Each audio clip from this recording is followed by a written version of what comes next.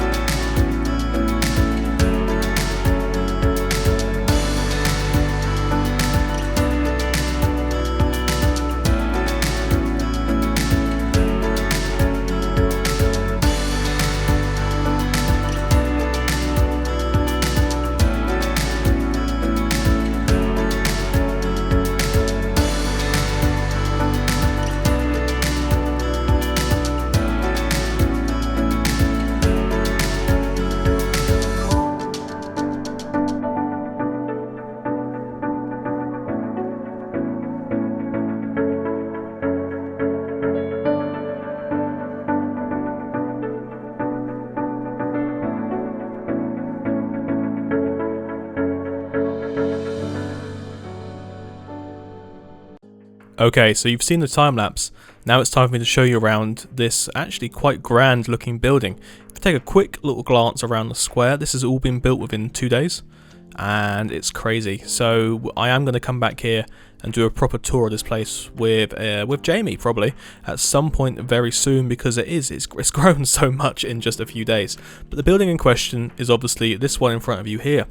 This is known as the Wolverhampton Banking Group's HQ for Offenburg, and I keep building these around the place. I'm just walking up to it like this because it's just so grand. Yeah, the Wolverhampton Banking Group, established 1870, built by myself, and it's got one of these nice big fake doors on it. But if we fly up around it, you can see the windows. I've tried to do slightly different things on each of the levels, and the reference picture sort of showed it like that, but we've got a basic one around the bottom here. Coming up to a really small level in the middle with a balcony type thing. Now this was sort of causing me a bit of pain. I didn't really know what to do with this area, but it turns out quite nicely in the end. And then, as you saw on the time lapse, I got to this section and the windows were a bit more plainer originally, but then I went around and put these little details around them.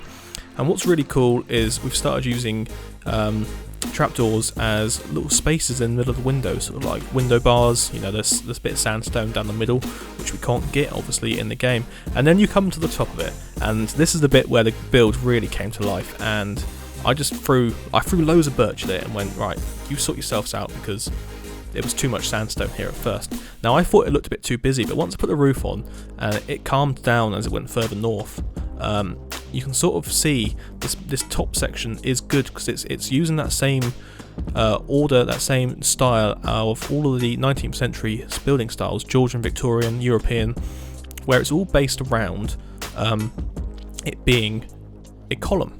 So let's just talk through it quickly here. This is a really good example of it. You've got the base. Now the base is made out of rusticated sort of stones, so we use stairs for that in this game, but in real life there would be rough hewed blocks of sort of a bigger limestone, and then that's called the plinth, and that sits, and then the column sits on top of that. So then you have the base of the column, which is that first ring, then you have another bit, and then you've got the body of the column, and then you have the capital at the top, and obviously after the capital in buildings there's the roof.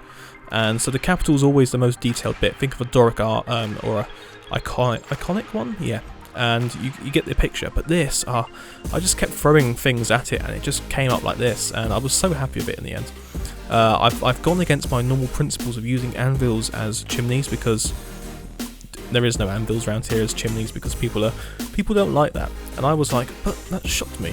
Anvils for chimneys are my bread and butter, my sort of cup of tea that I always do.